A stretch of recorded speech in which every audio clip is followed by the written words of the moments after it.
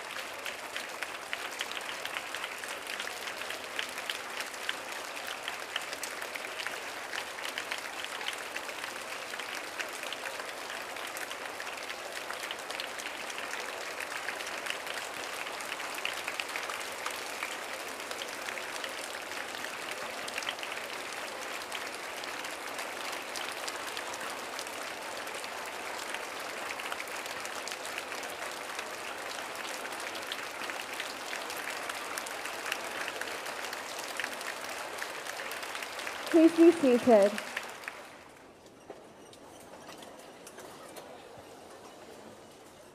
Good afternoon, Mr. Leung, Professor Chan, Reverend Sister Margaret, Mrs. Ko, Mrs. Lee, teachers, and my fellow Paulinians. Today, we are honored to have esteemed guests from the GX Foundation, Mr. Leung Chun-Ying and Professor Emily Chan, to give an educational talk on the Belt and Road medical humanitarian aid.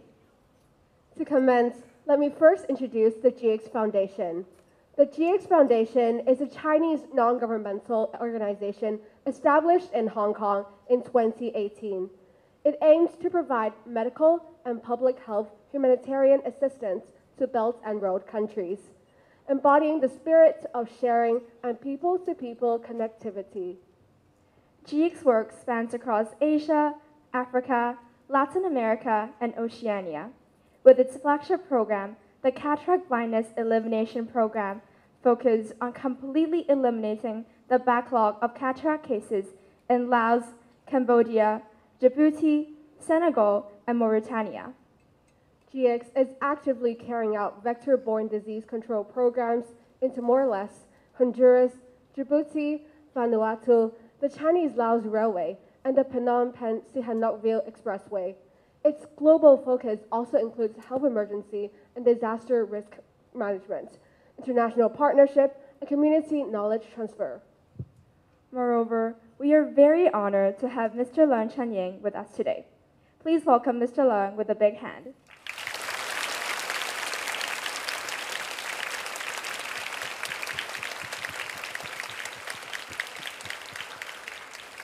Mr. Leung is the former chief executive of the X-ray SAR, vice chairman of Chinese People's Political Consultative Conference, and the chairman of the GX Foundation. We're also excited to welcome Professor Emily Chan, Assistant Dean of External Affairs of the Faculty of Medicine at the Chinese University of Hong Kong, and the Chief Executive Officer of the GX Foundation. Professor Chan is also an alumni of ours. We're extremely delighted to have her back in SPCS with us. As the first few secondary schools in Hong Kong to have set up a GX Humanitarian Club, we are extremely excited to bring the core values of the Foundation into SPCS and promote the spirit of sharing and cooperation to our Paulinians. Absolutely. I believe that the upcoming sharings by our guests today will also be eye-opening for all of us. We have prepared a school flag for our guests as a token of appreciation. Before we begin the meaningful talk, may we now invite our principal, Reverend Sister Margaret, to present the souvenir to the representatives of the GX Foundation. Sister, please.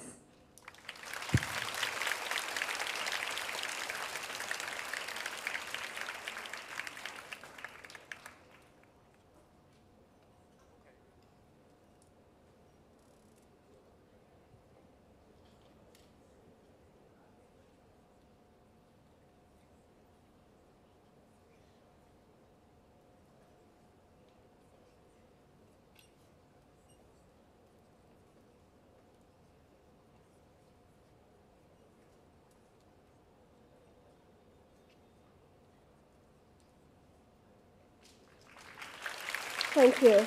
Sister will now receive a certificate from the GX Foundation on behalf of our school.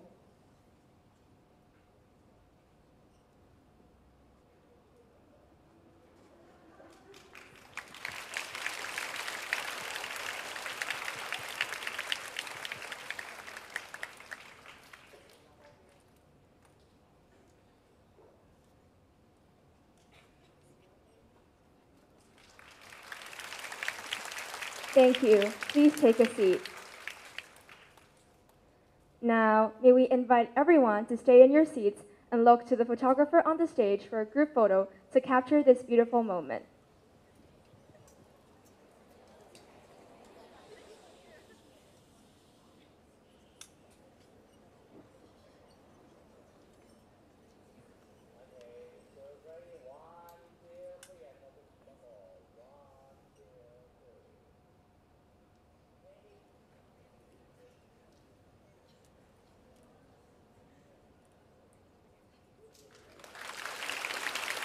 Thank you. Without further ado, let's welcome Mr. Leung onto the stage with a big round of applause. Mr. Leung, please.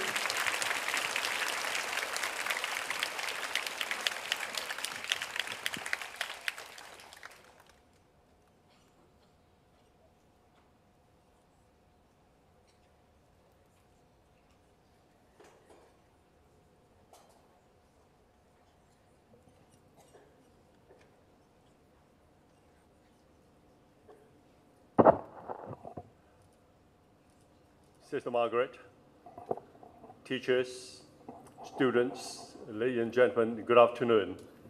I'm very pleased to be with you at our St. Paul's Convent School again. I'm your side show today. Professor Emily Chen and Ravneek are your main show. They are, particularly as your alumni, your role models forever. We are here not to teach, because your teachers are better than anyone to teach you. We're here just to inspire by showing you what we have done in the past few years. To somehow give you a sense that your world is much bigger than you might have imagined. I often say that we want to inspire young people because your future is limited only by your vision.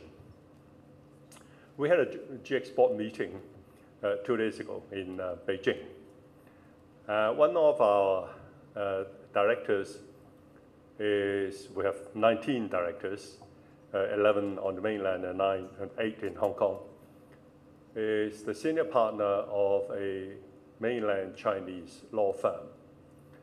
It is the biggest law firm in the mainland of China and also the biggest law firm in Hong Kong. And it's a mainland Chinese and Beijing headquartered law firm. And the size of the law firm is big. The fitting out the equipment and decor, outstanding. Better than anything you could see in any law firm in Hong Kong. The mainland has been happening very quickly. The legal profession, as an example, has a long history. The Law Society, which represents the legal profession in Hong Kong, is 117-year-old. The mainland legal profession started much later.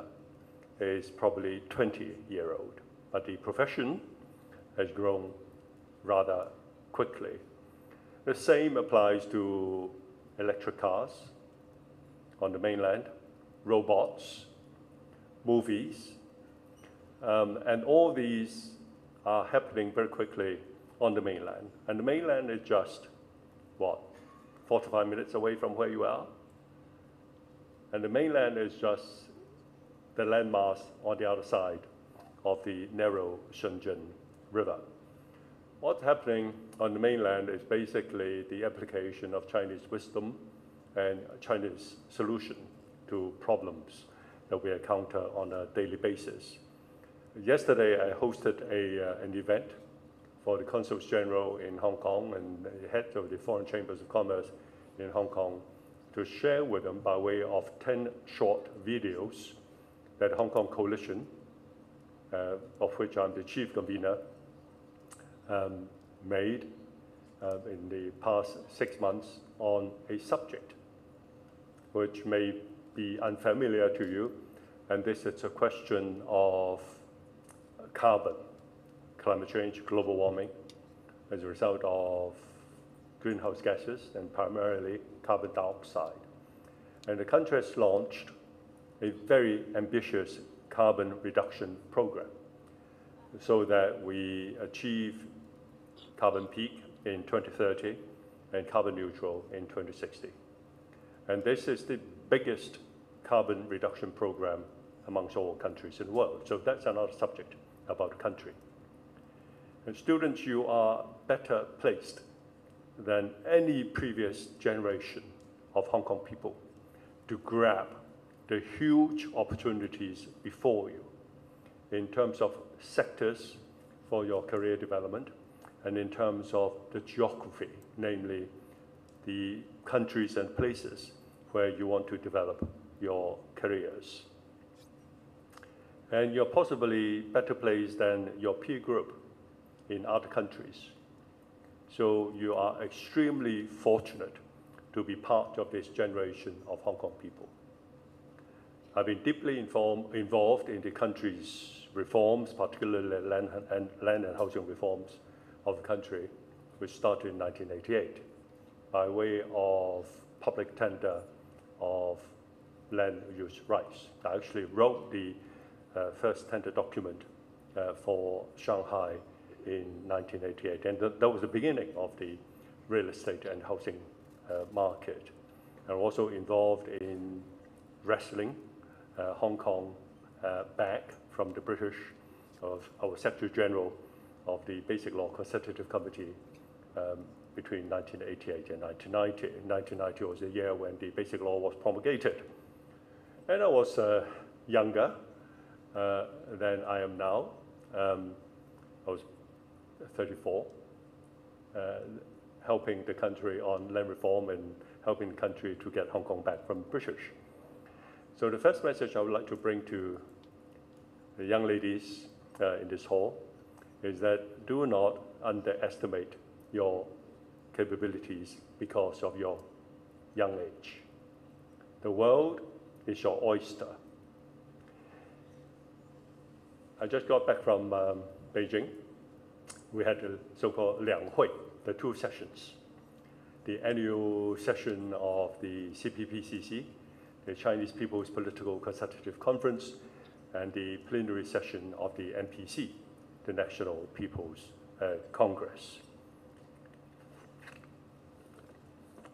Amongst other things, the Premier of the country, Premier Li Qiang, presented a work report.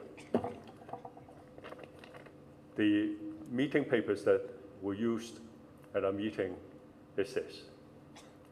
I'll give the sister a copy so that you can keep it and you can sort of touch it. And this is what we actually use. And in the report, relevant to our theme this afternoon, is this very interesting paragraph which the news media in Hong Kong picked up. It is about the country's support for Hong Kong to deepen international exchanges and cooperation. Let me see if I could use this. Try. Again, here we are. Will fully, faithfully, and resolutely implement the policy of the one country, two systems, under which the people of Hong Kong administer Hong Kong and the people of Macau administer Macau, both with a high degree of autonomy. Now, that's usual. It appears in every central government work report every year.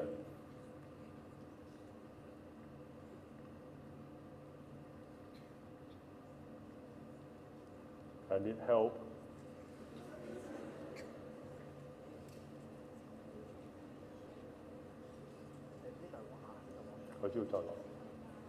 We uphold constitutional order in the two special administrative regions as stipulated in China's constitution and in the basic laws of both regions, and see that Hong Kong and Macau are administered by patriots.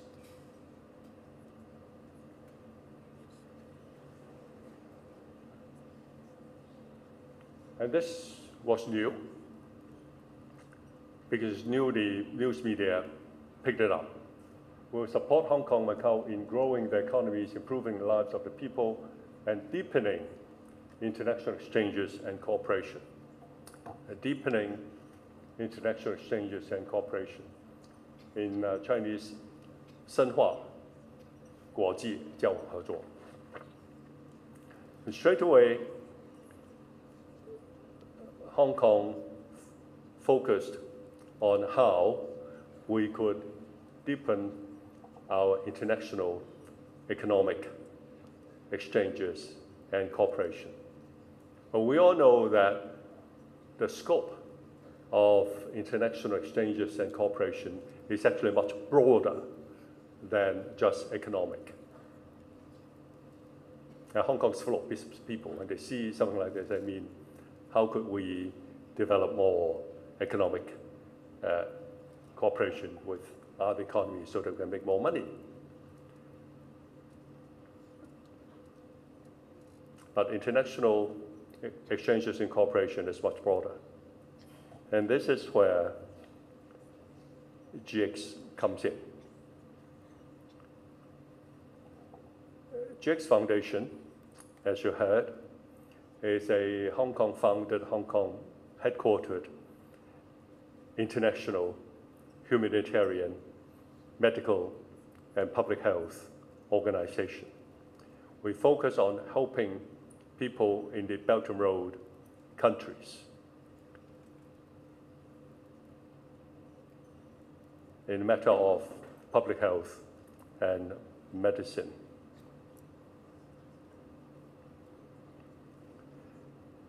And GX is an example as to how you could break possibly your mold about your future career development directions.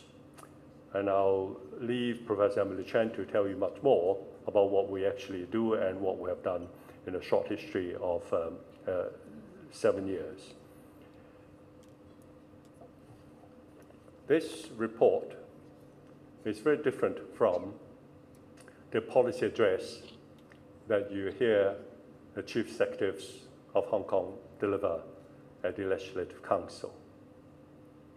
When the country set its sight on objectives, including the objective of helping Hong Kong to deepen international exchanges and cooperation, they actually mean it, and they actually accomplish, come what may. And this explains why the country has been able to make such impressive progress and become the second largest economy in the world in a short span of 40-something years. And in terms of purchasing power parity, PPP, it is probably the largest economy in the world. There are other documents that are worth your further reading, including the decision of the third plenary session of the 20th Central Committee of the Chinese Communist Party. I know it's quite a mouthful, so let me repeat this in its original Chinese form. 20屆三中全會決定20屆三中全會決定 You want to read it, and there are many paragraphs in which Hong Kong could contribute, and also the 14th five-year plan, 15規劃. In these documents, you may find inspirations. For example, in the 14th five-year plan, and this plan is coming to an end this year, and next year we'll have the 15th five-year plan. It says that the country will support Hong Kong to elevate its status as an international maritime center. 航运中心，支持香港提升国际航运中心地位. A lot of people relate this to our activities at the Kwai Chung Container Terminal. Again, there's a rather narrow interpretation. What we should actually do is to aspire to become another London as a maritime center. And London as a maritime center does not have any container port. What does it do? It specializes in the buying and leasing of ships, the financing of ships, the insurance of ships, and all the legal services that support these activities. And all these experts do not sit on the seashore, they sit in their offices with their computers. And their value addedness, the value that they create per capita is much higher than what we have in Kwaichong. And this is where we are moving. And so if you want to become a lawyer, you should think about becoming a maritime lawyer instead of just being a real estate lawyer or commercial or financial services lawyer. And by being a maritime lawyer, you will help the development of the country's maritime-related industries. And the country needs you.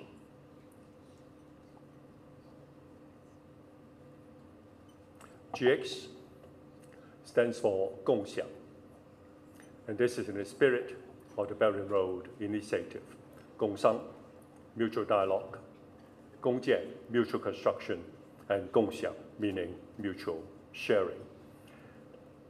共享 is spelled in Latin transliteration G-O-N-G-X-I-A-N-G, and therefore we have GX in the colors of the national flag.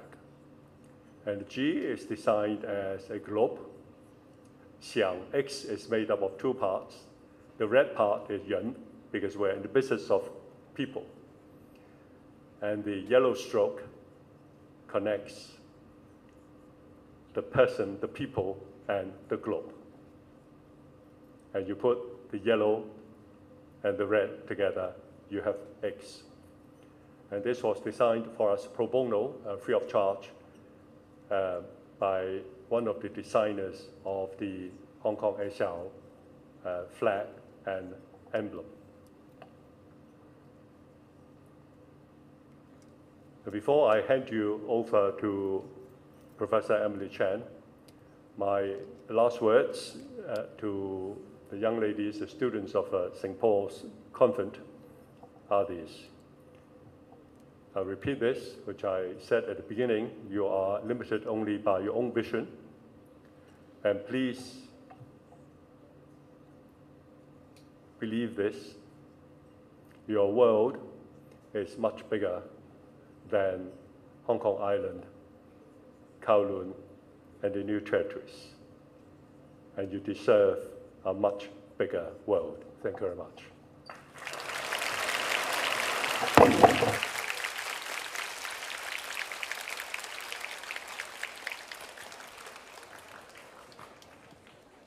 Thank you, Mr. Leung, for the thought-provoking sharing. I am certain that our Paulinians have gained a more in-depth understanding of the GX Foundation and the unyielding support to the HKSAR from the central government. Next, we'll be watching a video on the humanitarian efforts that the GX Foundation has achieved in recent years. Please enjoy.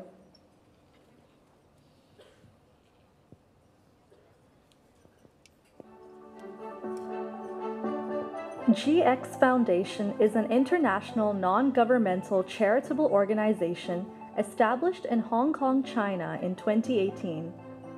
The name GX comes from the pinyin initial for sharing in Chinese, Gongxiang, which echoes the spirit of sharing under principles of dialogue, construct and share in the Belt and Road Initiative.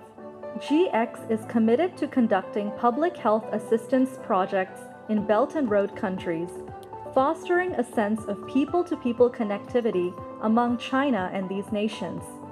We are actively conducting the Cataract Blindness Elimination Program globally, assembling medical teams from various provinces in China to perform free cataract surgeries in project countries.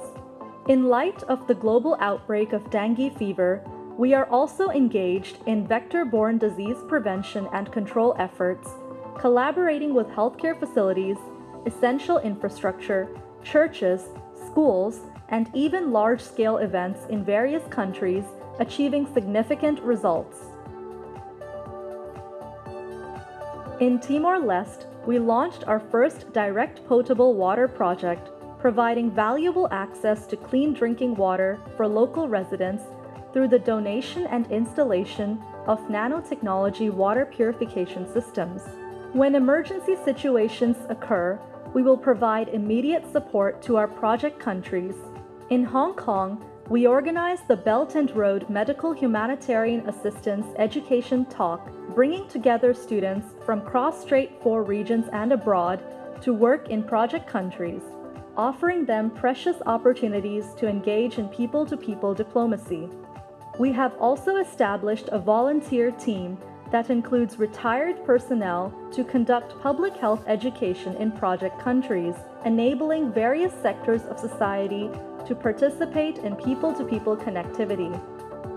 Looking ahead, GX will continue to promote various small but beautiful public health assistance projects, serving as a bridge to foster people-to-people connectivity between China and Belt and Road countries, bringing the compassion and kindness of the Chinese people to the world.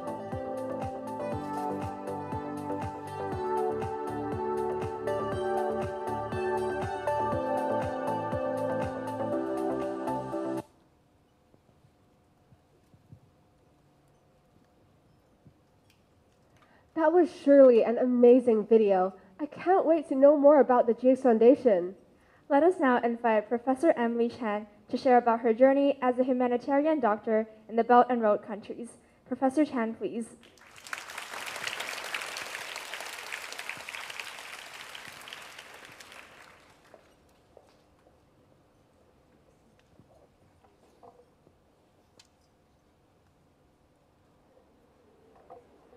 Okay. Let me start by saying good afternoon, everyone. Sister Margaret, Chairman Mr. Leung, my fellow colleagues, teachers, the Paulinians, alumni, I'm very glad to be home. So thank you for this opportunity for me to share what I have been working on and will share with you some of your fellow alumni who actually joined us. By the way, the video you just saw, the voiceover was done by Ravneet, who is an alumni. She's going to share with you her experience later after my presentation. But that gives me the first point for you to remember. Just in case for those of you in this room who doesn't speak Chinese, we need you. Because out there, Chinese is very important for us for our working language. We need any language. French, Spanish, okay? I participate in the 170th event on the 1st and 2nd. I saw all the wonderful activities. So that is an area of volunteers we want to recruit. For my brief sharing, aside from all those interesting things that we described in the video, I want the fellow Paulinians to reflect on one point. I do believe you know about the school motto, right? The school motto, Omnibus Omnia, okay? Think about the type of work we do, how it reflects on our school motto that you have been looking at every day, but some of you may not know. And I promised, I will share with you.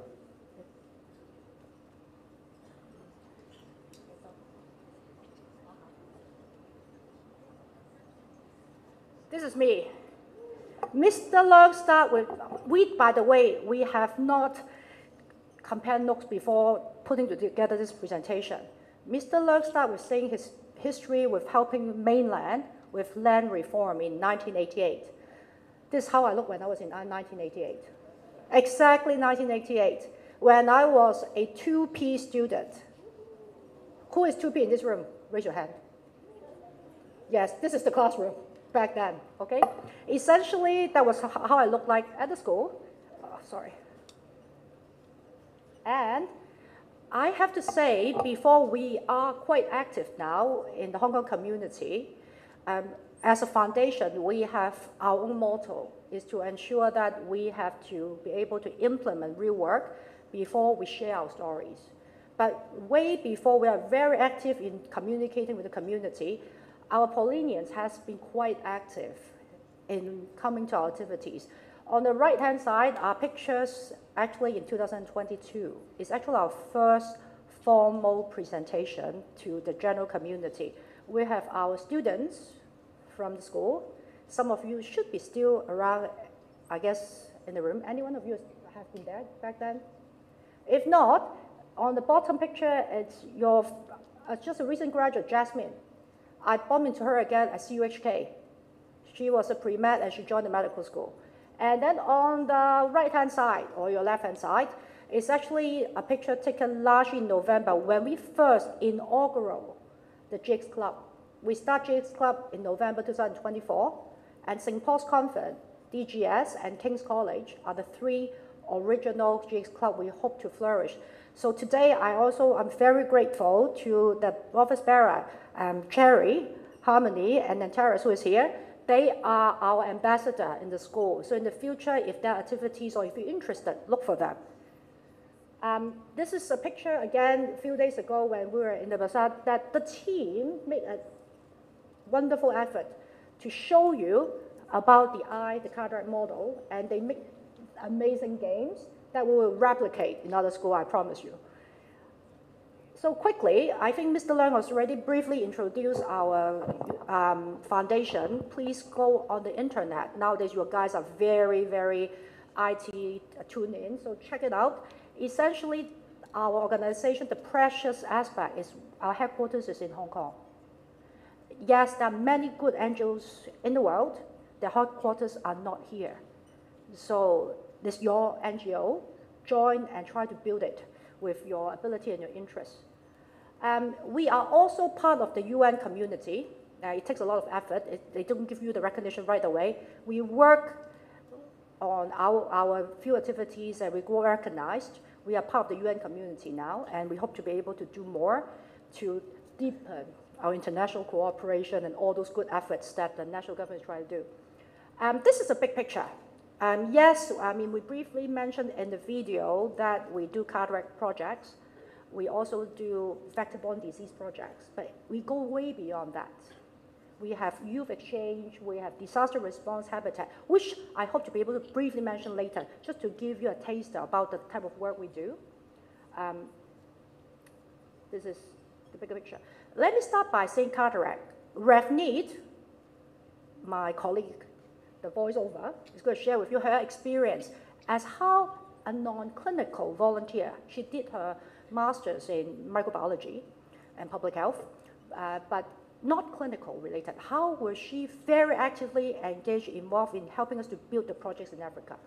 The second point I want you to bring home, aside from reflecting on the school motto, is the idea that people always thought to be a volunteer for a medical organization, you need to be a doctor or a public health person.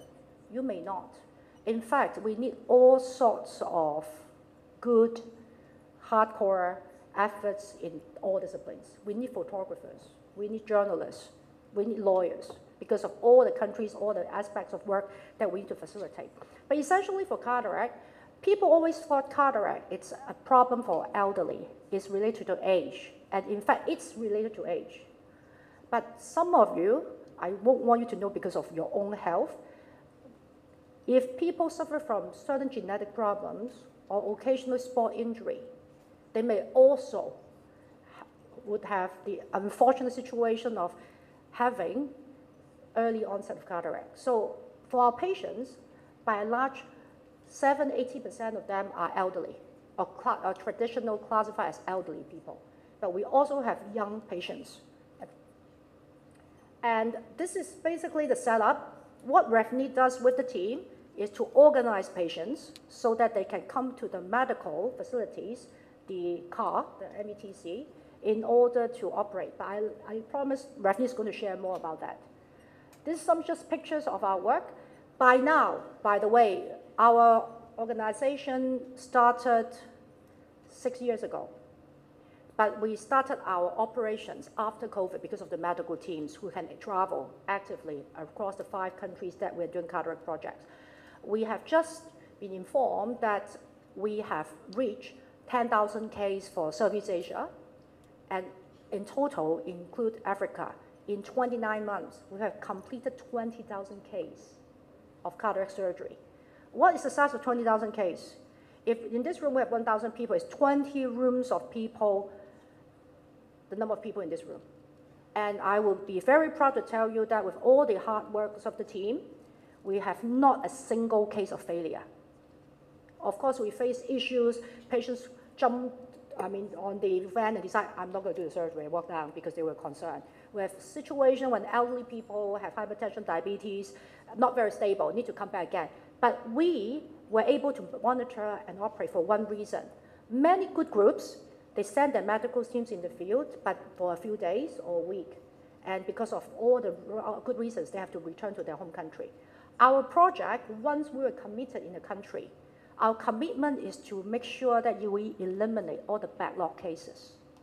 Backlog cases are cases of patients because of money, because of access, because of all sorts of reasons, won't be able to access the surgery. We come across so many people who would potentially have the opportunity to get surgery, but because the team can't stay for more than 2 weeks, and because they can't control their hypertension, diabetes, they miss the opportunity. Our project, we make sure those are covered. So our teams are on the ground, and these are just countries in Asia: Laos, Cambodia, in Africa, Djibouti, Senegal, and Mauritania. And again, Rafni is going to share with you the experience because she has been to the 3 countries. And just some big pictures, some quick stories. If you go to a country where GIGS have eye projects, very likely you will find our operations, the car, be next to a tree. Okay, we didn't make it by design by default, but it's always a nice idea to combine that. And it's always interesting that how that tree becomes a symbol as well. Okay, so we want to highlight, aside from doing medical work, we try to be very close to nature, and that's why we try our best to be environmental friendly as well. Okay, and these are just some quick pictures of the volume of activities, but I will share with you, this is one of the pictures that Chairman always quotes, and I actually embrace that as well. In the picture is of course a patient, but also one of, it's not a doctor by the way, it's still a doctor in training. And our volunteers have so many opportunities to interact with patients. For the wannabe doctors, it's a good chance for you to see whether you actually like that working environment. For those who may not get into medical profession, an opportunity for you to serve patients direct. Because simply out there, aside from the surgery, every single step on the way, from recruiting patients, convincing the patients, explaining to patients, to post-operation care, we rely on volunteers. And may not be doctors or even nurses, but are people who are trained. Okay, so this is a very typical experience that people will gather. This is, again, in Cambodia. We are very active. I want to show you this picture. Again, this picture talks very deeply to us.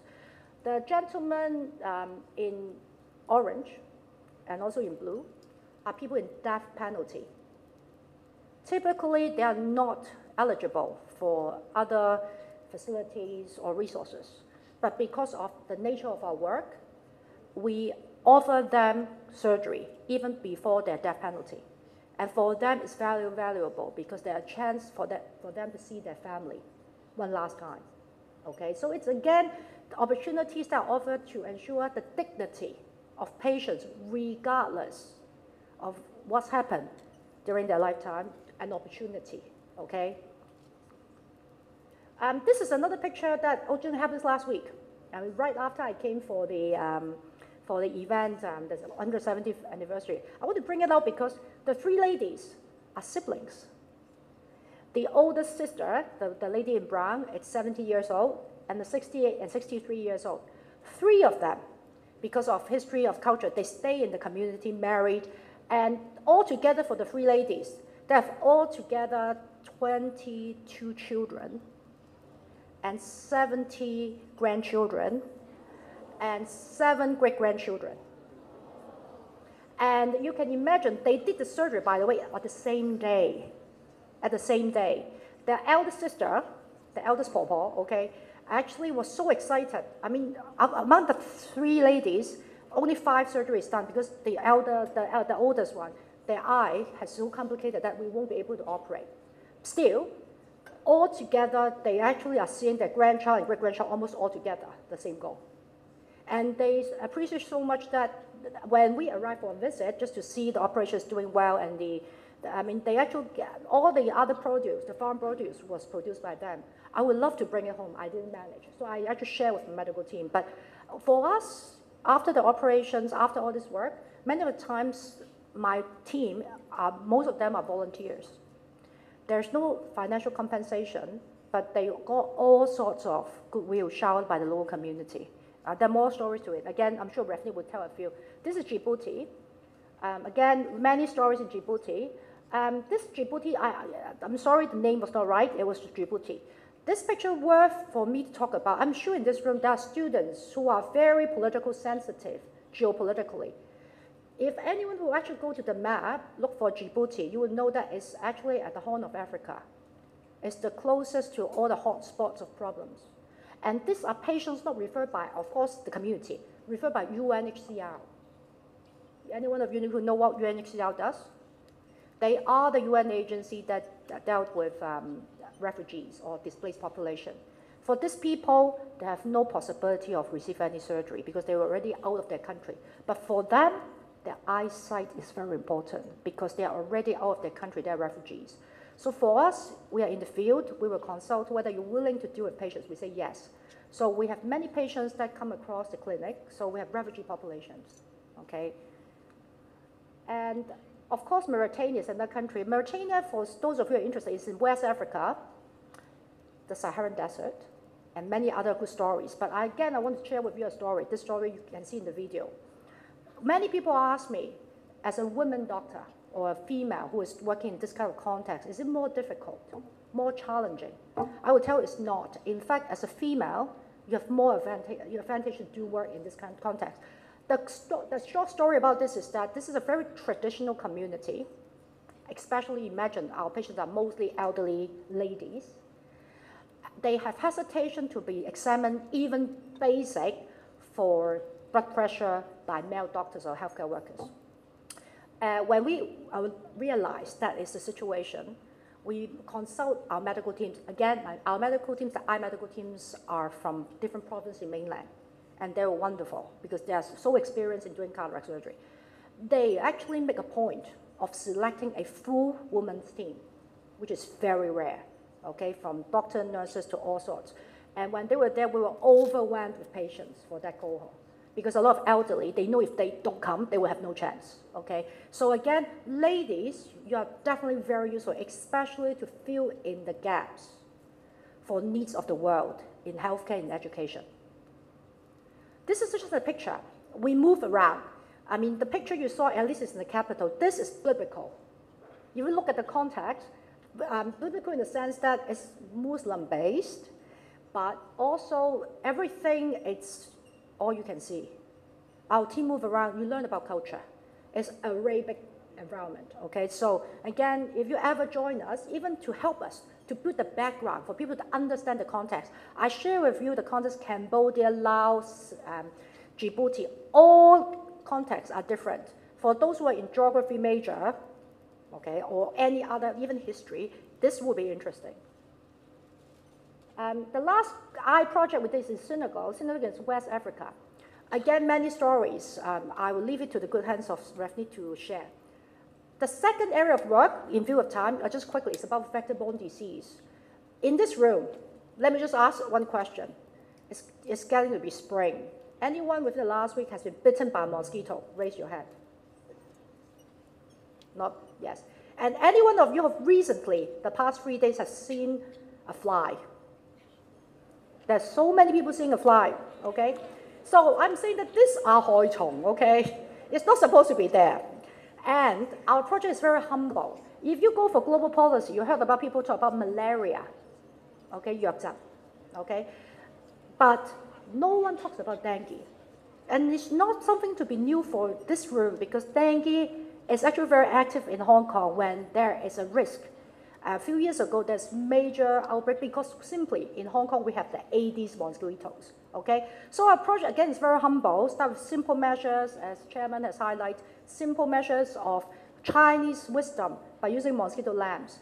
These lamps are very specific because it was studied in mainland by university that the particular wavelength is useful. It's very useful. Again, those physics major, if you are interested, come and work for us because we want to examine whether similar wavelength will be useful for flies. Okay, sister, identify a few science teacher for me. A science teacher or students will do a project.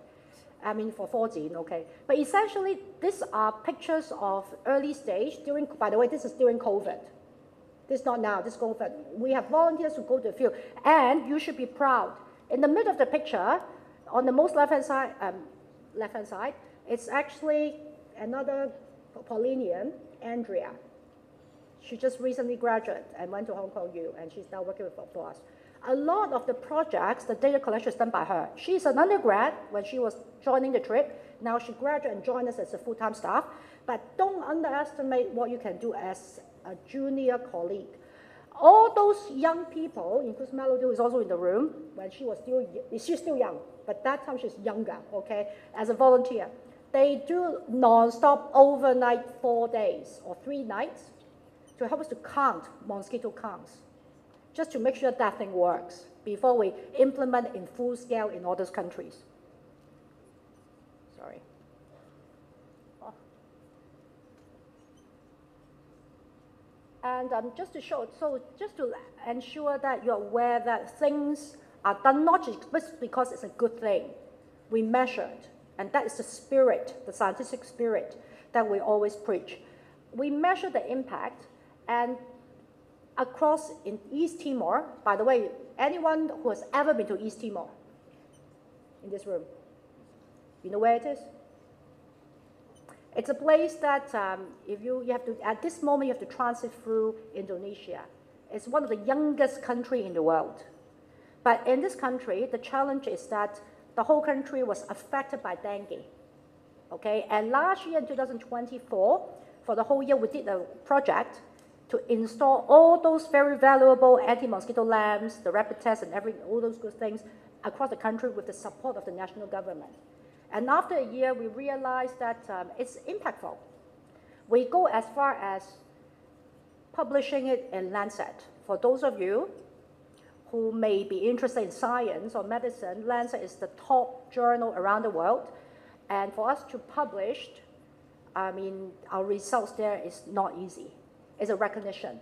But mind you, for the 4 authors, some from my good self, because I've been in science for quite a while, and Mr. Leung and our development director, Caroline, is actually Andrea, someone who graduated from undergrad for less than a year because of the hard work she did. So again, it may be an opportunity for you to really do science in the field. Honduras is another country that Mr. Leung and I and part of the team that you are coming across today will be visiting, Central America. We did exactly the same thing, go around and do mosquito Aedes projects. And again, this is just quickly to show you the little like line in the middle is when GX was distributing. The green line was what we did. Mr. Lau, Chris, who is actually with us today, he's leading. And we mentioned about volunteers. We recruit students, we recruit retired colleagues who help. So it's another very active project that we were going back, and thank you for Chris' efforts with all the volunteers. We managed to do something interesting. And it's about also what Mr. Leung has been highlighting, about public diplomacy. We are the first NGO who ever traveled and visited Honduras from mainland China, because they has just have the diplomatic ties started 2 years ago. Okay, so these are results, again, positive. I mean, colleagues mentioned about the fact that we work on very crazy projects and interesting. This is about the railway. The railway that links Laos and Yunnan in China. It crossed the border. We lace the whole train, basically the railway tracks and the platforms with mosquito lamps in an attempt to reduce cross-country mosquito-led diseases. And we did exactly the same thing for the motorway in Cambodia, so more to come. We actually even get active with our Olympic participants from mainland and Hong Kong to give them small mosquito lamps, because we know even in Paris was affected by dengue last year. We briefly mentioned about water. Water is a project that is non-negotiable almost. You need water. And the project we have implemented, you are the first one ever we talked about, because the Water Day is coming soon on 22nd. For those of you who are actually more UN, international policy interest, the UN Water Day is going to happen on the 22nd of March. The Jake's Club, you can think about it. The project we did in Timor-Leste, potentially, for that 100 machines, can revert or reduce 3 million plastic bottles. can produce 400,000 gallons of free water, clean water. That is the scale we're trying to do, but it was small, just 100 water machines. And what our volunteer does or did is to go and talk to community how to use the water filter, how to make sure you do safe water projects or food. We go to UN all the time, WHO all the time, because we need to share about our findings during COVID. This is what we did during COVID. I'm sure some of communities may have heard about us because we go in the community when all the NGOs are almost stagnant because they can't work too much during that time of all the limits. Our volunteers are going around in Hong Kong, overseas, this COVID. We do projects, this is Kam Sam Gok, Golden Triangle, during floods, to rebuild a lab. We work even in Vanuatu, which is there's an earthquake that happens in December. Okay, so more to come for this. We have visitors who come. I would consult Sister Margaret and the teaching team if next time we have ever had good visitors to be here to come and say, give a talk for the community so they can deepen the international cooperation and exchange. And that would be very meaningful. That was real exchange. It's not just simple exchange, okay? So this is actually, I mean, when the team came, they went to CUHK, they went to CDC in Beijing. These are just some other more interesting aspects. Youth engagement, thank you. I'm very grateful to Sister Margaret and the teaching team and the GX Club that St. Paul's Conference is the first club. I cannot allow not to happen in that way, okay? So continue to keep up with the good work, okay? And I mean, I would also share with you that for those who are in the club or those who join us as an ambassador, we have a commitment to ensure that during your 1 or 18 months, depends on the timing, you will join us to the field. Because we want you to have real experience and hopefully with that experience build something on your own or for yourself or for the community. Because this project is a platform that we want you to do more with your humanitarian spirit. Okay, so this is just some example. So much is being said. We are sixth anniversary. We are going into our 7th. So we hope to see you very soon again with other activities. And there are many participation opportunities. This school has already a head start. There's a club, joined it, and joined the activities. Last but not least, thank you, Sister. Thank you, everyone, for the opportunity. And I want to pass perhaps the floor to Ravneet, who is again another proud alumni, to talk about her work. Thank you.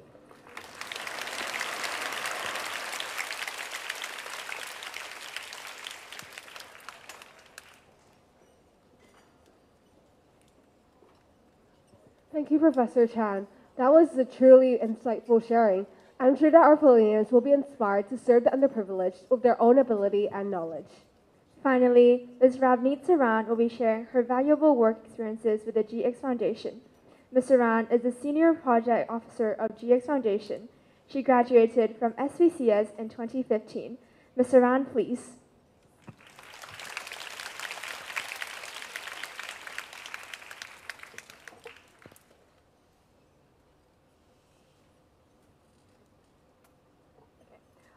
Good afternoon, all the teachers and students. And my name is Ravneet, and I'm currently a Senior Project Officer at GX Foundation. And like the students mentioned, I graduated from SPCS in 2015 and then went on to study biochemistry at HKU, followed by a Master of Public Health at CUHK. So while I was studying, I had a very strong passion to employ evidence-based solutions in real-life context to make a tangible, difference. And that's when I met Professor Emily, who introduced me to GX Foundation, and I went on to work here since September 2021.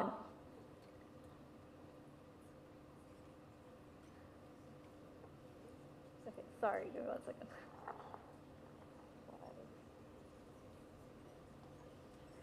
Okay, so over the past almost 4 years, I've worked in various areas at GX, but my main project area is the Cataract Blindness Elimination Program. As mentioned, the Cataract Blindness Elimination Program is conducted in about 5 project countries.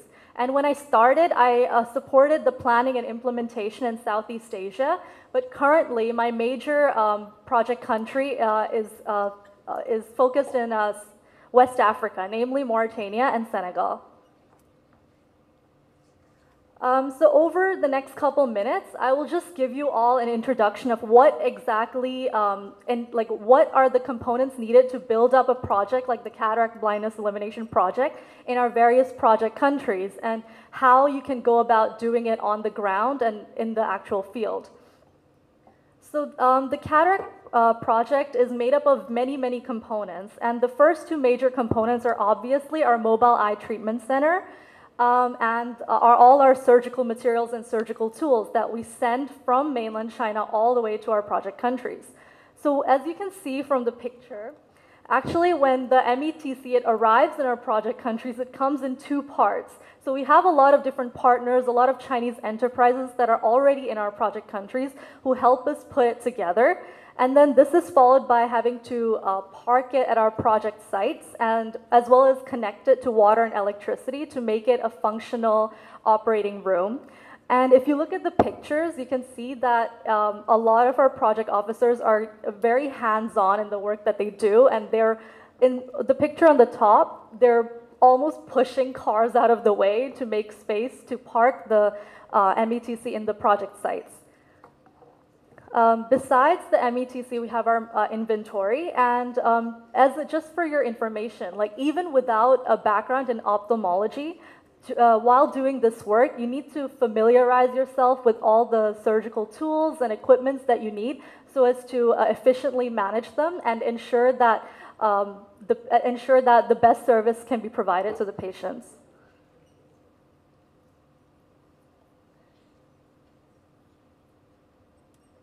Okay, and then the next step for us is to adapt the GX patient flow in all our different project sites. So as you can imagine, all of our project countries have very different contexts. So when you go to the hospitals, you need to ensure that you can adapt all of the procedures that we have and ensure that all the patients can undergo their pre-surgery checks. We can ensure that they're eligible, and then after the surgeries, we can give them the appropriate post-operative education so as to ensure positive recovery outcomes. And if you look at all of these pictures, you can realize that many, many different types of people are actually involved in this process. This is a very collaborative process. And so the next point I'm going to talk about is all the different people that are involved. So in terms of the people involved, you can say firstly we have the people involved at the local side. We have our local field project officers. In each country, we have an average of 3 project officers who we work very closely with. They're fluent in many languages, including Chinese, and they act as really the core translators and coordinators on the sites. And then second, we have up to 12 volunteers per project site who are local volunteers with a background, sometimes in medicine, sometimes they're nurses and such. And then thirdly, we have obviously our Chinese medical teams. So one of the core aspects of our job is to ensure that we do appropriate training for everyone, to ensure that everyone is on the same page. For example, you can imagine that the standards that, for example, even in terms of like one test, the standards they use in China may be different from how it's written in the local country. So you want to make sure that they can all communicate with each other using very similar language, similar standards, and such. So we really try to make sure that everyone is on the same page. And then next, another group of people involved are our local counterparts. As you can see, like first we have all of the materials that we send, but obviously we cannot conduct our project if we don't have the support of the local counterparts, which can include the local ministries of health, the local hospitals who provide us the space, who provide us the personnel, the support, and then they help us recruit the appropriate patients. And in order to conduct our project, we have a lot of very in-depth discussions with them. And you know, that's where I have to use all of the French language skills I learned as a French girl here. And as you can look at the photos, you realize a lot of these settings are quite male-dominated. So I think what is relevant in this context is that you do have to learn how to assert yourself and advocate for your project, but at the same time, you know, respect the local traditions in order to get the project done in the best way. And at the end, all of that culminates into a lot of patient data that we have to ensure we protect in a way that respects patient confidentiality. So once you have the project running and you have all the staff trained, the role of the project officer shifts more towards problem solving and identifying areas of improvement. I'll just give you an example.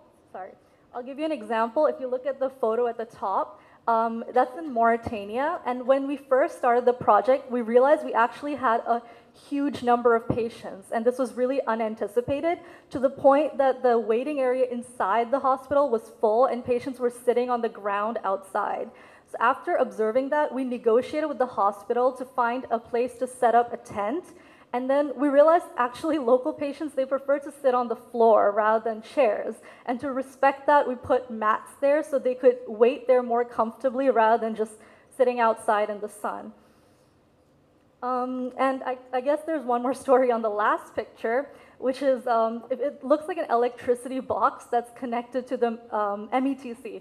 So sometimes you do encounter very sudden problems that you have to look and respond instantly. For example, this box, in the midst of one-day surgeries, it was not working as it should be. And that's when we responded immediately. And then one of our staff had a very creative idea to use a needle to stabilize it, at least until the day's surgeries could be conducted safely. So that, and then we would think about a more permanent solution later. So over the past 4 years, I've learned a lot of valuable lessons, and these include just going off my previous point. The first one is that you should always be prepared to respond to any emergencies and adapt to your project flow, adapt to your patient flow to whatever comes. You have to be flexible, and you have to, sometimes you have weather, sometimes you have unanticipated weather issues. There can be raining, there can be flooding, and then the day does not go as planned. And in our experience, at times we've had to, postpone some surgeries or pause while we deal with the issue so that the patients can, so that we can ensure the safety of all the patients and ensure that we can reach all these underserved populations. And then the second thing is obviously the importance of our the importance of including local populations in your project. I think our local staff are really one of the most crucial part of our project, as we've realized that without them as a foreign NGO, it's very difficult to build trust in local populations. They tend to be quite wary of foreigners coming into their country, providing a free service. And in my experience, we've even had patients who are scared that we're going to take their eyes or something instead of help them. So you need to build that trust by getting local people to talk to local people, explain the whole process, and explain exactly how their recovery would work. Yes, and such. So that's very important.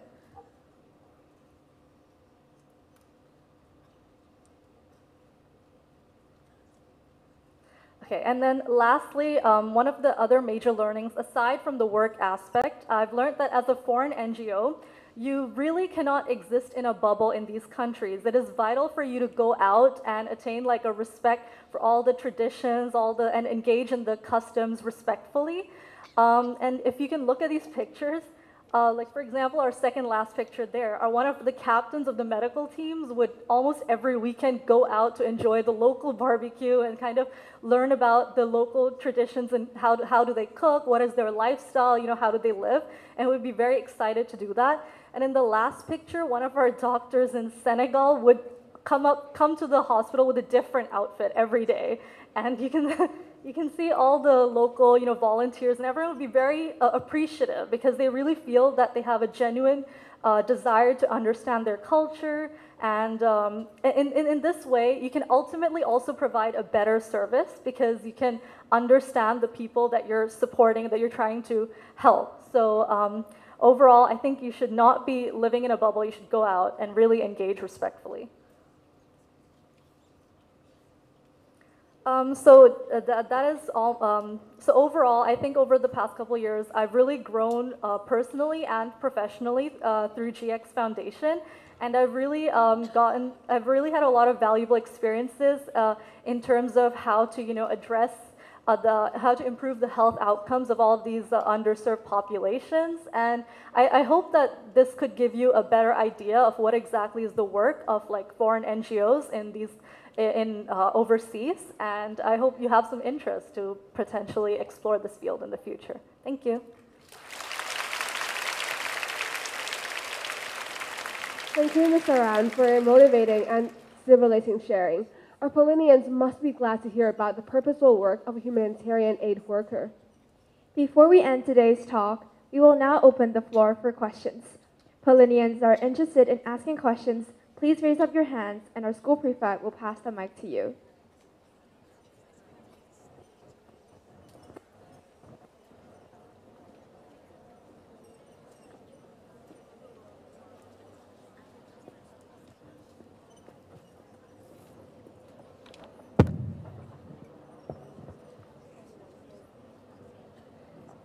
Good afternoon, Mr. Leung, Professor Chen, and Mr. Ran. I'm Athena O from Class 5A, and the talk today is very inspiring and meaningful to me in different aspects. I understand more about the main objectives of GX Foundation and the projects they are working on, how they support the communities along the Belt and Road Initiative. And I would like to ask, as a secondary student, how can we equip ourselves to help achieve the aim of the GX Foundation, and how can we join the voluntary services as mentioned by you all? Thank you so much.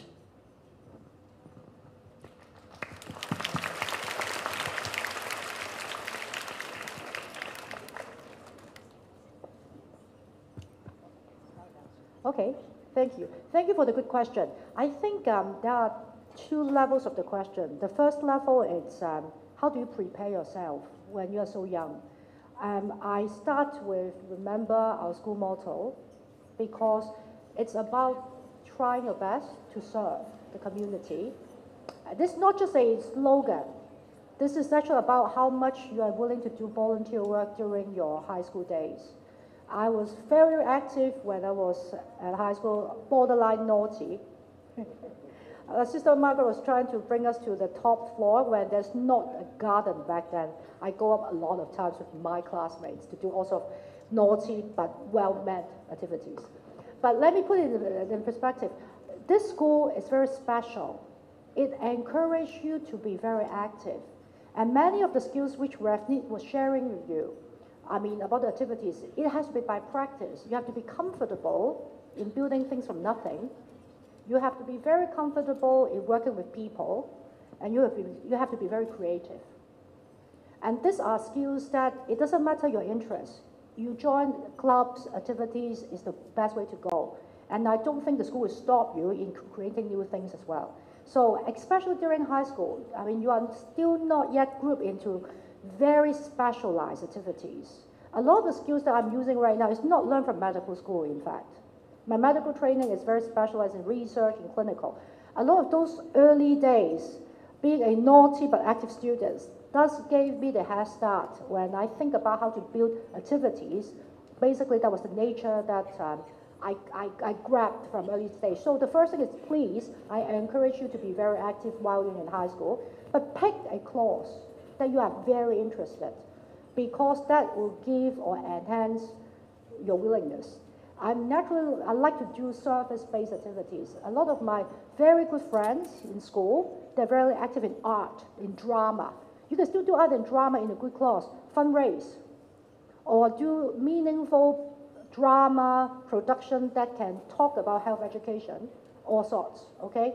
So, of course, the starting point as well is we need language. We need people who do good language writing. We have so many stories. We are very eager for you to come and help us to write out the stories, write a drama script, do a drama script in your drama competition or whatever you can think of. That's why we have the GX Club. Okay, can the few GX Club members, the chairman, the two members come over, identify them. You will find me in my office, but they are your resources. You are a lucky group. They are the first point of contact. And they would definitely organize activities and would definitely bring volunteers to come and talk to the school. I hope that answers your question briefly. But be active, the important thing is.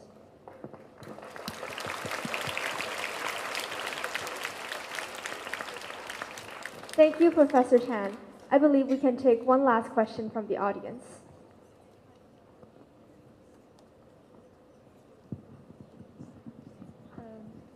Good afternoon, Mr. Leung, Professor Chan, and Ms. Saran.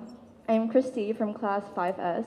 First, thank you for sharing with us the works done by JICS Foundation. I was really moved and inspired by the spirit of humanitarian work and how it's collaborative in nature and how it involves people from all aspects. And I was really inspired to further broaden my vision and not just focus on my society, but also have a view of the global village. And so I would like to ask, is there any future plans to widen the scope of the humanitarian aid work done by JICS Foundation, and how did you choose your project countries? Thank you.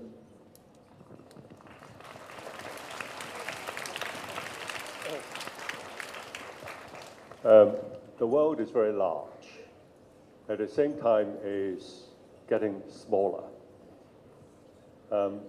It's getting smaller because places far away, remote places that we can get to now, reasonably, safely, and quickly, we couldn't get to in my parents' generation, for example. So that it's getting smaller. You can actually reach out to these countries and be in the local community pretty quickly and reasonably easily. Although, for example, a country like Honduras would take door-to-door 38 hours. It's very large because you can explore many more countries, many more places than my parents could, for example. So we need to choose. We have finite resources. We're relatively new. We don't use government money, neither the Hong Kong SAR government or the central government money. And all our funding are derived from private donations, mostly in Hong Kong and also in the mainland of China. So we need to choose these countries. Well, obviously, we don't sort of put a world map on the wall and throw a dart at it and say where the dart lands, we go. First, we want to make sure that the country is reasonably safe. It can't be as safe as Hong Kong is, but it has to be reasonably safe. And it's very useful to have people like Mr. Chris Lau. Chris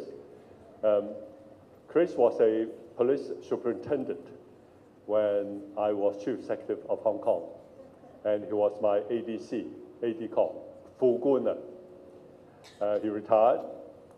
I left government. I founded JICS Foundation, and Chris joined me again. And Chris, as a police superintendent, obviously has a great sense of security. We went to Honduras, and we traveled long distances from the capital, and the whole JICS team was accompanied by policemen armed with submachine guns, 6 of them. So these countries cannot be as safe as Hong Kong, which is probably one of the safest places in the world, but it has to be reasonably safe. Secondly, we want to size up the local government, whether they are prepared to support us the way they say they will support us, whether they are collaborative. And then we look for other local supports. Chinese enterprises, local Chinese. We have overseas Chinese in some of these places, Timor-Leste, for example, who are 4th generation Chinese. And they're very well connected. And they're very supportive nearly all the time. And so these are the important factors. Obviously, we also want to size up the need of the local people, whether we can actually be of help to them. Now, so that's basically our criteria. And we are now in 8 countries in 4 continents. If I could just very quickly repeat them for you, and it's useful. Laos, Cambodia, Southeast Asia. Timor-Leste, Southeast Asia. And there are 3 other countries in Africa: Djibouti, Horn of Africa, Red Sea, Mauritania, and Senegal in West Africa. Honduras, Latin America, South Pacific, island country, Vanuatu. So these are the places that we're in. We're quite spread out, but all these countries satisfy the criteria that I just mentioned. We are looking at Central Asia, Kazakhstan. That's a possibility. And very often we get suggestions by the Chinese Foreign Ministry as to where they feel local needs are acute and where we as a foundation can help. We can help because we are practically the only Chinese NGO that does this. We have the flexibility, being Hong Kong people, of the other system in the one country, two systems arrangement. It's not as easy to set up a private organization, an NGO in the mainland of China. It's not as easy in the mainland of China to raise money by donations. And even after you have raised the money in the mainland of China, it's not as easy to remit the money out to, say, Africa to do the work. And all these are the attributes that we have in Hong Kong. And that is one country, two systems in practice for us. So we probably grow our map by adding one service country, project country, host country. We add one country or two countries at the most a year.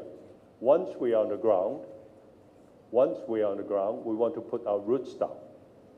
We don't fly past, say hello and goodbye. All the cataract projects are cataract blindness elimination projects, meaning we either don't touch the country, and if we go there, we want to be there for the last patient. We don't stay there for a few months and say bye-bye, leaving behind a large number of blind and untreated patients. We don't say we do 500 cases and say bye-bye again, leaving behind a large number of untreated patients. When we're there, we want to be there for the last patient. We actively seek out the patients and convince them that if you have cataract blindness, you can actually regain your eyesight by a simple surgery that takes about 25, 30 minutes. Many people do not believe us. And we need to convince them and bring them to the doctors. So a lot of work. So these are the, and also once we are in these countries, we want to gradually grow the number of our service types. Cataract blindness, and then with dengue fever, malaria, sandflies, water, solar power, because electricity is a public health need, or related to public health need, because it gives you light at night, and that's safety. It allows you to boil water, and it gives you warmth instead of burning wood or charcoal or rubber tires inside your house, and that's not healthy. So these are the things that we are doing, and we now have a matrix showing the number of countries that we're in and the number of project types that we're doing, and we're growing both sideways and vertically. We've been growing very fast, and we need resources, including people who are passionate about going out and helping peoples in other countries in need. Thank you. Thank you, Mr. Leung, for the enlightening answer. Thank you once again to Mr. Leung Chen-Ying for a valuable sharing and on the strong connection between the mainland China and the HKSAR. Our heartfelt gratitude also goes to Professor Emily Chen for her inspiring and encouraging words to all of our Paulinians. I'm sure we're all enlightened to serve our world even more actively. We must also thank Ms. Ravneet Saran for sharing her hands-on experiences of providing humanitarian aid in the Belt and Road countries. I'm sure our Paulinians have been inspired to serve the underprivileged and contribute to the Belt and Road Initiative when opportunities arrive. This is the end of today's program. Please wait silently while Sister accompanies honorable guests to leave the hall.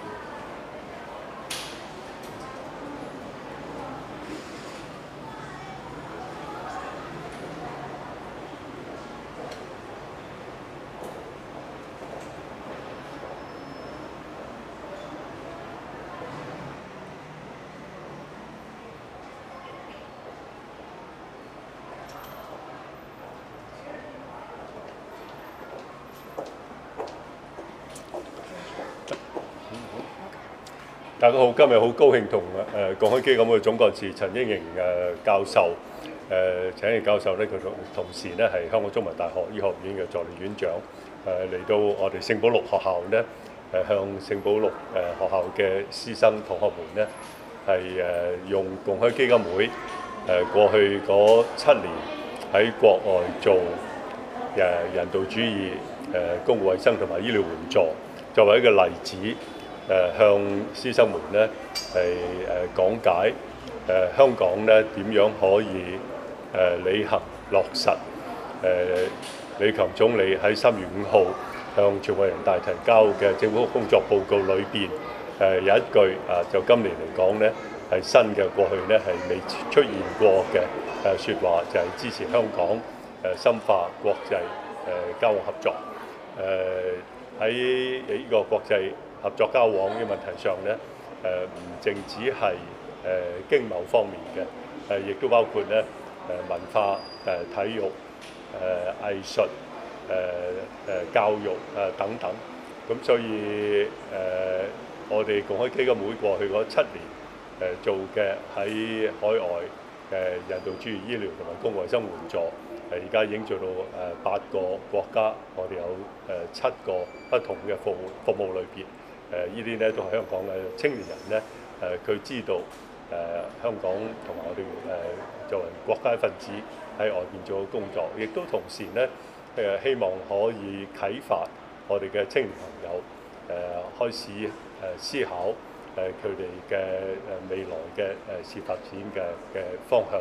咁所以咧今日大家同學嗰個反應都好好問咗一啲好有意義嘅一啲問題。咁我希望咧藉住今日呢個講解，我頭先你都利用呢個機會咧講一下我喺北京開兩會嘅時候嗰啲體會，讓大家同學知道咧，我哋作為國家一部分啦，喺國際間佢哋未來嗰個人生同埋事業發展嘅空間同埋機會啊。就是即係深化國際交流合作，而家中美軍喺複雜嘅情況之下，香港如果做到深化嘅有啲咩挑戰嘅？呢個地緣政治之下有啲咩一啲要克服嘅？當然咧就共開基金會嚟講啊，我相信其他嘅機構喺外邊佢從事其他方面嘅交往合作咧，都會考慮到嘅，就係當地嗰個政治條件咧，佢同我哋國家嘅關係。但係就我哋嘅體會嚟講咧，事實上嗰個空間係非常大嘅。我哋去到嘅偏遠嘅東非、西非，呢個南太平洋嘅島國，以至到中美洲啊等等，其實嗰個工作開展咧，基本上係順利嘅。咁所以我鼓勵唔係淨係公益慈善組織，唔係淨係人道主義、醫療同埋公共衞生援助，而係其他方面嘅，譬如我頭先講到嘅教育啊、文化、藝術、體育啊等等各方面嘅朋友咧，都可以積極考慮。梁生啊，我想了解下，即係頭先講到工作報告啦，覺得對於香港嘅施政有冇咩啟發咧？另外都想了解翻，即係你都提到就係話跨境車而家淨係可以喺1至2個登記咗嘅口岸嗰度過關啦。咁其實覺得有冇啲咩改善嘅空間？覺得係咪擴展到其他口岸都應該？國家嘅政府工作報告同埋其他嘅一啲重要嘅文件，包括20屆三中全會嘅決定咧，裏邊有關香港嗰部分咧，當然香港人應該充分認識，然後咧付諸實行嘅。但係即使冇香港或者港澳嗰2個字嘅咧，其實香港都應該深入去了解同埋認識香港咧係可以點樣出力為國家做貢獻嘅。我舉一個例子咧，譬如話20屆三中全會裏邊有一句好短嘅一句，但係重要嘅就係完善律師制度。大家知道咧律師呢個專業喺內地係喺40幾年嘅改革開放當中嘅中後期先至出現嘅，雖然發展得好快，但係個歷史咧畢竟比較短。但係香港律師服務咧嘅歷史好長，香港律師會嘅歷史係117年，咁所以喺深化律師制度嘅問題上，我哋作為我哋國家進一步全面深化改革嘅任務咧，香港係可以幫手嘅。而呢句説話咧，唔係喺港澳嗰個段落嗰度出現嘅，咁所以咧，我鼓勵大家咧，各行各業嘅朋友都能夠咧深入去了解我哋國家嘅政府工作報告啦、三中全會嘅決定啊等等。咁至於香港同埋內地嗰個共同發展、共同繁榮咧，尤其係香港同埋大灣區9個廣東城市之間，空間好大，潛力好大。過去我哋都做咗好多好積極對雙方都有利嘅事。落去咧，我哋都係要不斷去就兩地之間嘅人流、物流、資金流、信息流點樣可以更加方便咁樣流通，雙方咧都要下功夫。喺40幾年嘅改革開放當中咧，廣東同埋香港兩地之間合作係區域合作嘅其中之一個例子。而呢個例子咧，應該講喺全球嘅區域合作當中咧，我哋取得嘅成績係最大，而且咧取得呢啲成績嘅時間係最短嘅。我希望雙方都能夠本住嘅精神，我睇香港同埋內地兩地呢，同時都有一啲進一步開放同埋改革，尤其喺促進呢4個生產生活要素流通嘅問題上呢，我哋要有食螃蟹嘅精神，使得呢通過呢啲生活生產要素嘅進一步流通呢，兩地可以同時發展得更快更好。多謝。梁生，想問你呢個方面，梁生想問你之前話我即係用